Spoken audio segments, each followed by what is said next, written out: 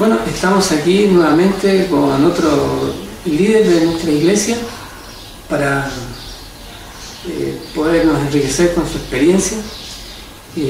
Vamos a presentar a don José Porchini. ¿Cómo está, don José? Bien, gracias, Rubén. ¿Y tú? Bien, gracias. Amén.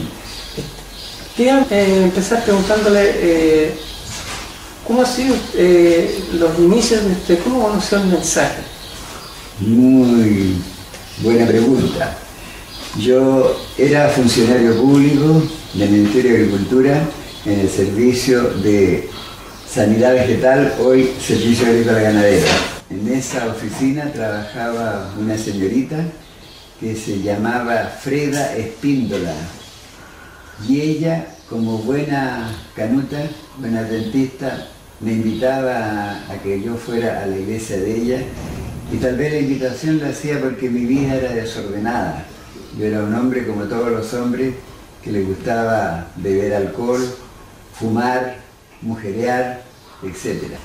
Y ella insistía en la invitación, yo nunca le acepté, pero un día, para sacármela de encima, acepté de ir a la iglesia, pero como yo no era evangélico, pensaba que los evangélicos eran los más ignorantes, entonces en mi mente fui con el propósito de burlarme de los canutos. Y Dios quiso de que la cosa no fuera así. La persona que predicó, no me acuerdo quién era, pero predicó acerca del Imperio Romano. Y como yo ya había leído el Imperio Romano, dije, es historia esto. Y salí, y lo peor es que, por ejemplo, ese día la que me invitó no fue a la iglesia. Entonces, al día siguiente, cuando llegó al trabajo ella, yo le dije, no fuiste a la iglesia, ¿para qué haces invitaciones si no vayas a ir tú? Le dije yo.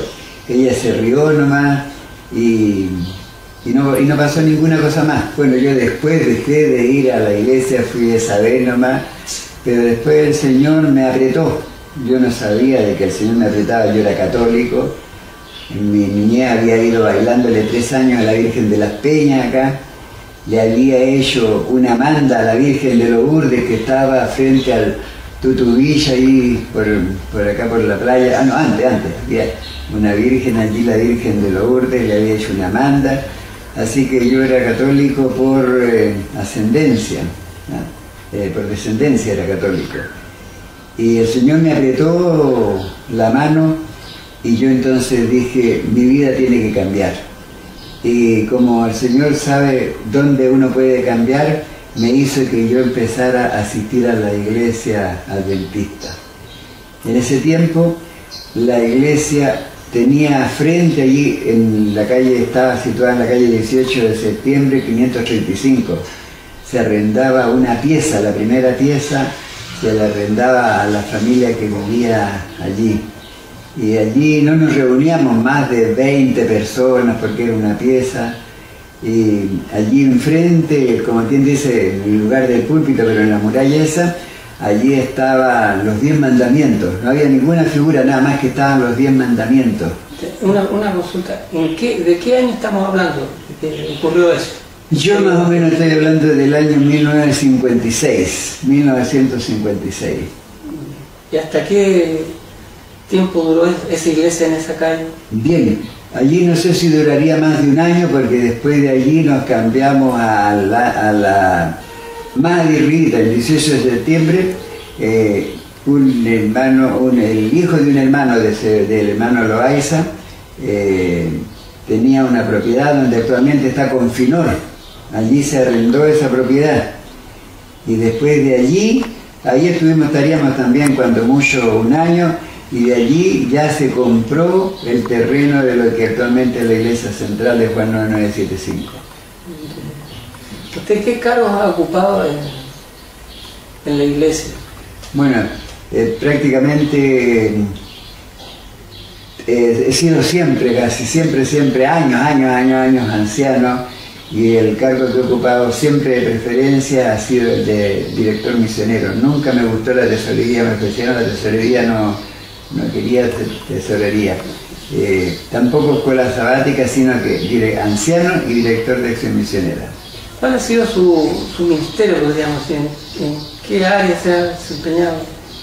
Bueno, los del servicio público, como por ejemplo, tanto en los hospitales de Arica como el dentista, en Iquique y en Antofagasta yo visitaba a los enfermos, en forma especial visitaba esta cuestión de los loquitos, ¿cómo se llaman? ¿Ya? ¿Cómo se llaman estos de los enfermos, ¿cómo se llama la psiquiatría? Ya. Visitaba en Arica, cuando estuve en Iquique trabajando por mi servicio, visitaba también psiquiatría de Iquique, y cuando estuve también viviendo en Antofagasta también visitaba psiquiatría de Antofagasta.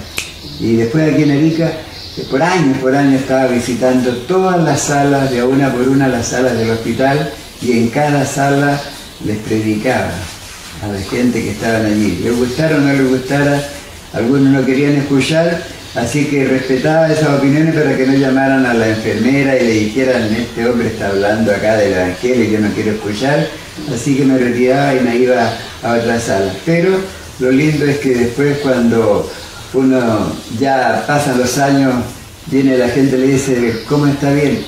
Y va siempre al hospital. Entonces yo le decía: sí voy, yo ya no voy. Yo lo escuché a usted cuando yo estaba enfermo y las palabras suyas me ayudaron. Entonces hay testimonios lindos de gente que uno no hizo en vano las cosas, sino que uno ve que el Señor trabaja en los corazones y queda la semilla sembrada. Además del hospital, usted entiendo que también estuvo en otra área, ¿no? Sí, la cárcel, trabajo carcelario. Coméntenos un poquito. En el año 1983, mi trabajo en la cárcel ha comenzado de antes, pero en forma muy así saltada, del año, pongámosle años 57 y 58, íbamos aquí a la cárcel que estaba al lado donde estaba la comisaría de Carabineros, de Entel, al ladito, allí, ¿cómo se llama? Hay un estacionamiento ahora, y allí está la cárcel de Arica. Allí íbamos el año 57, 58, para las Pascuas o cualquier otra fiesta, íbamos con fondos de chocolate, con panetones, a darle a los presos. Pero después yo me fui a Iquique, en Antofagasta, y ya no sé, ese trabajo no lo hice en esos lugares. Pero cuando llegamos, dije yo, hay que hacer algo en la cárcel, parece, así que consulté qué es lo que había que hacer para poder trabajar allí con el Evangelio. Dije que me tenía que leer una solicitud a nivel nacional. Entonces hice la solicitud y de Santiago me llegó una credencial a nivel nacional de que yo podía hacer tal trabajo. Pero previo a eso, esto no fue por la iglesia, es una iniciativa mía. No es que la iglesia se le haya ocurrido ni me haya mandado a la iglesia, una iniciativa mía.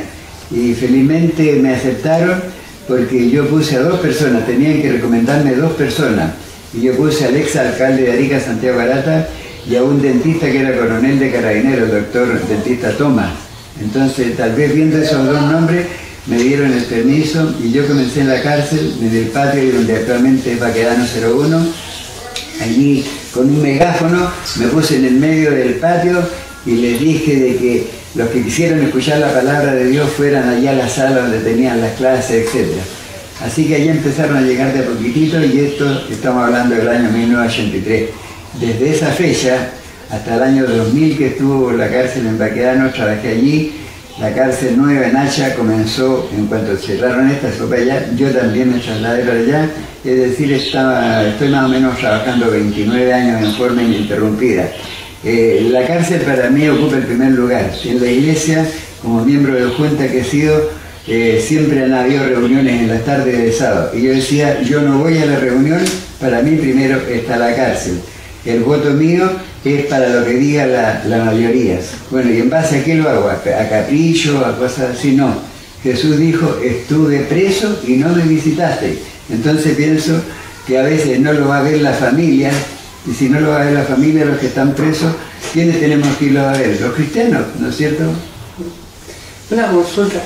Usted dice de que comenzó en la iglesia el 18 de septiembre, habían como 20 hermanos. ¿Cómo era la iglesia en esos tiempos? Bueno, era muy buena. En ese tiempo yo recuerdo con mucho cariño al hermano Facundo Espíndola, que es el papá de la persona que me invitó a mí a la iglesia. Yo conversando con él me dijo que llegó aquí en Arica, llegó a Arica de La Pampa, llegó el año 1933, y ya no había iglesia adventista ese año acá. pero por allí, por las conversaciones, supo de que habían unas personas que guardaban el día sábado y que se reunían por lo que antiguamente era la Rambla, un paseo muy lindo frente al Hotel Pacífico, que ahora es prácticamente molo y parte del edificio Alborada. Entonces, allí dice que se reunía una hermana que yo no la conocí, la hermana Guastavino, y ellos se reunían como 4 personas, 5 personas, y ellos se vinieron a una casa de la señora Guastavino, la hermana Guastavino, el 18 de septiembre en la cuadra de 400, porque yo antes hablaba de la cuadra del 500, donde estuve la primera vez. Entonces, de allí, de ese año, el año 33, más o menos, como que la iglesia existe sin Arica, pero a través de 4 personas nomás. Y el hermano Facundo Espíndola era el anciano. Cuando había un bautismo acá, tenía que venir el pastor de Iquique. Cuando yo me bauticé, tuvo que venir el pastor de Iquique, el pastor Emilio Arias, un hombre muy de Dios, un hombre de Dios era. Después se fue a Estados Unidos el pastor Emilio Arias, y aquí habían 2 hombres que eran muy fieles al Señor. El hermano Facundo Espíndola, que era jefe de la planta eléctrica, y después el hermano Severino Loaiza, papá de Dorita, Pedro, y la otra niña no me acuerdo cuánto es. Ellos tenían ese hermano, hablo esto para la fidelidad de las personas. El hermano tenía una frutería que se llamaba La Flor del Valle, que es la calle General Lago, en Chimaipú y O'Higgins. Y el hermano el día viernes, antes de la puesta del sol, cerraba la verdulería y no la abría hasta el día domingo. Cualquiera piensa, bueno, la verdura se le echa a perder con los calores que habían en Arica en ese tiempo, que no son los calores de hoy día, pero él era fiel.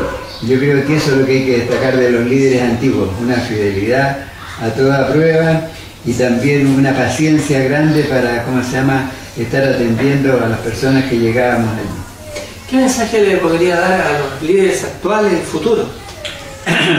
Bueno, a los actuales y a los futuros no sé quiénes van a estar, porque en el tiempo del fin van a haber falsos maestros dentro de la iglesia. Entonces, a los actuales, decirle que se pongan más la camiseta de cristianos, de que no sean cristianos solamente para ir a la iglesia a escuchar. Uno tiene que dar también. La Biblia dice claramente, más bienaventurada cosa es dar que recibir. Y esto no solamente se lo diría a los líderes, porque todos los cristianos tenemos que ser líderes, cada uno en su lugar, en su esfera, colegio, escuela, donde quiera que sea. Así que nada ¿qué consejo a los líderes, ¿no? Y si no es ofensivo, tal vez que los pastores no tengan tanto trabajo administrativo, sino que tengan más trabajo pastoral, porque antiguamente los pastores visitaban a los hermanos de la iglesia. Actualmente los pastores no tienen tiempo, no es que no quieran, no tienen tiempo. Se tienen que dedicar a llenar papeles, a hacer capacitaciones y cursos. Antiguamente no habían tantas capacitaciones, pero los hermanos salíamos bien adoctrinados, bien adoctrinados. Hermano, ¿cuál es su anhelo, su deseo, lo que hay en su corazón que quisiera transmitir? Bueno, a veces yo soy un admirador de los hombres que predican bien, pero una cosa es la predicación y otra cosa es la santificación. Entonces yo creo que lo que cada uno debiera tratar de ser, ¿no es cierto?, no es tanto saber mucho, tener bonita voz, saber explicar bien, asistir tanto a la iglesia, sino que la vida de uno sea un ejemplo. Entonces eso es la santificación, mejorar. Yo sé que tengo que mejorar todavía muchas cosas. Todos los cristianos tenemos que mejorar, especialmente en el carácter y en la entrega también, porque a veces tenemos dos caras. Actualmente se dice doble estándar, ¿no es cierto? Y ese doble estándar no debiera existir en ningún cristiano. Hermano, por Chile, estamos muy agradecidos por esta entrevista. Sabemos que usted es un hombre muy conocido acá en Arica y muy reconocido por su labor. Le queremos agradecer por esta entrevista. Muchas gracias. Por nada, Rubén. Que Dios te bendiga. Gracias.